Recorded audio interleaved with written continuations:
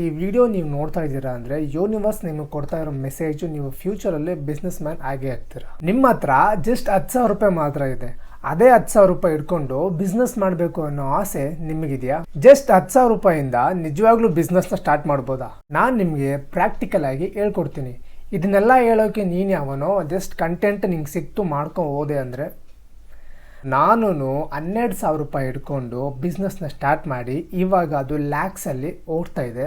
ನಾನು ಕೂಡ ದೊಡ್ಡದಾಗಿ ಇನ್ವೆಸ್ಟ್ಮೆಂಟ್ ಏನು ಮಾಡಿ ಬಿಸ್ನೆಸ್ನ ಸ್ಟಾರ್ಟ್ ಮಾಡಿಲ್ಲ. ಸ್ಲೋಲಿ ನನ್ನ ಹತ್ರ ಇದ್ದ ಸ್ಮಾಲ್ ಅಮೌಂಟ್ನ ಬಿಸ್ನೆಸ್ಸಲ್ಲಿ ಇನ್ವೆಸ್ಟ್ ಮಾಡಿ ಅದನ್ನು ಸ್ಲೋಲಿ ಬಿಲ್ಡ್ ಮಾಡ್ತಾ ನನ್ನ ಬಿಸ್ನೆಸ್ನ ಗ್ರೋ ಮಾಡ್ತಾ ಇದ್ದೀನಿ. ಮೊದಲನೇ ದಿನನೇ ದೊಡ್ಡದಾಗಿ ಅಂಗಡಿನೇ ಮಾಡಬೇಕು ಅನ್ನೋ ಆಸೆನ ಫಸ್ಟು ತೆಗಿರಿ.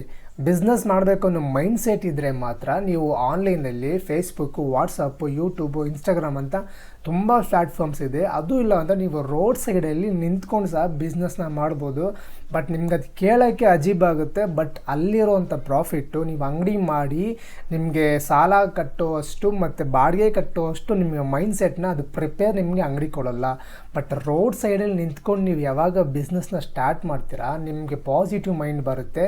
ಇವಾಗ ನಾನು ಅಂಗಡಿನ ರೆಂಟ್ ಮಾಡೋಷ್ಟು ಅಫೋರ್ಡಬಲಿಟಿ ನನಗಿದೆ ಅನ್ನೋ ಒಂದು ನಂಬಿಕೆ ನಿಮಗೆ ಬಿಲ್ಡ್ ಆಗಬೇಕು ಅಂದರೆ ಫಸ್ಟು ನೀವು ಇನ್ವೆಸ್ಟ್ ಮಾಡಿ ಅದನ್ನು ಸೋಷಿಯಲ್ ಮೀಡಿಯಾದಲ್ಲಿ ನಾಚಿಕೆ ಮಾನ ಮರ್ಯಾದೆ ಎಲ್ಲನೂ ಬಿಟ್ಟು ಸೋಷಿಯಲ್ ಮೀಡಿಯಾದಲ್ಲಿ ಜಸ್ಟ್ ಒಂದು ವೀಡಿಯೋ ಮಾಡಿ ಅಪ್ಲೋಡ್ ಮಾಡಿ ಅದನ್ನು ಪ್ರಮೋಟ್ ಮಾಡಿ. ನಿಮ್ಮ ಪ್ರಾಡಕ್ಟ್ನ ನೀವೇ ಪ್ರಮೋಟ್ ಮಾಡಿಕೊಂಡು ಅದನ್ನು ರೀಚ್ ಮಾಡ್ತಾ ಇದ್ದಾರೆ, ಕಸ್ಟಮರ್ಸ್ ಬರ್ತಾ ಇರ್ತಾರೆ. ಆವಾಗ ಕಸ್ಟಮರ್ ರಿಕ್ವೈರ್ಮೆಂಟಿಗೆ ತಕ್ಕಂತೆ ನೀವು ಐಟಮ್ಗಳನ್ನ ಪರ್ಚೇಸ್ ಮಾಡಿಕೊಂಡು ನಿಮ್ಮ ಬಿಸ್ನೆಸ್ ಲೆವೆಲ್ನ ಸ್ಟೆಪ್ ಬೈ ಸ್ಟೆಪ್ ಥರ ಗ್ರೋ ಮಾಡ್ಕೊಂಡು ಹೋಗ್ಬೋದು.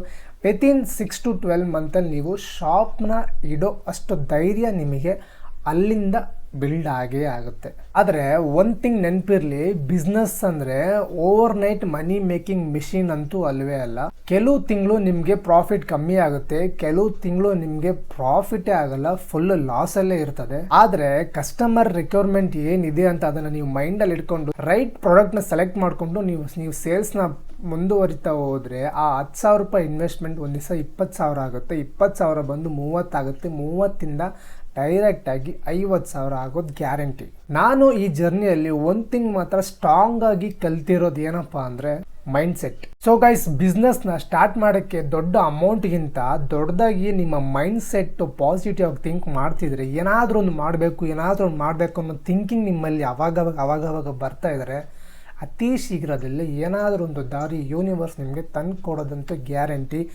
ಇದನ್ನು ಅರ್ಥ ಮಾಡ್ಕೊಳ್ಳೋಕ್ಕೆ ನನಗೆ 1.5 ವರ್ಷ ಕಳೆದೋಯ್ತು. ಸೊ ಈಗ ಹೇಳಿ, ನಿಮ್ಮ ಹತ್ರ 10,000 ರೂಪಾಯಿ ಇದ್ದರೆ ನೀವು ಯಾವ ಬಿಸ್ನೆಸ್ನ ಸ್ಟಾರ್ಟ್ ಮಾಡಬೇಕು ಅಂತ ಅಂದ್ಕೊಂಡಿದ್ದೀರಾ ಜಸ್ಟ್ ಕಮೆಂಟಲ್ಲಿ ಹೇಳಿ. ಇಲ್ಲ ಅಂದರೆ ಬಿಸ್ನೆಸ್ ಮಾಡಬೇಕು ಅಂತ ಅಂದ್ಕೊಂಡಿದ್ರು ಕಮೆಂಟಲ್ಲಿ ಹೇಳಿ. ನಿಮಗೆ ಬೇಕಿದ್ರೆ ನೆಕ್ಸ್ಟ್ ವಿಡಿಯೋದಲ್ಲಿ 10,000 ರೂಪಾಯಿಗೆ ಏನೇನು ಅಂದರೆ, ನಾನು ನಿಮಗೆ ಮಿಷಿನ್ ತೊಗೊಳ್ಳಿ ಅದು ತೊಗೊಳ್ಳಿ ಅಂತ ಹೇಳೋಕ್ಕೆ ಹೋಗಲ್ಲ, ಬೇಸಿಕ್ಕಾಗಿ ಜಸ್ಟ್ ತಗೋ ಸೆಲ್ ಮಾಡು, ಆ ಥರ 10,000 ರೂಪಾಯಿ ಒಳಗಡೆ ಏನೇನು ಸೆಲ್ ಮಾಡೋಕ್ಕಾಗುತ್ತೆ ಅನ್ನೋದು ಒಂದು ಲಿಸ್ಟ್ ಮಾಡಿ ಕೊಡ್ತೀನಿ.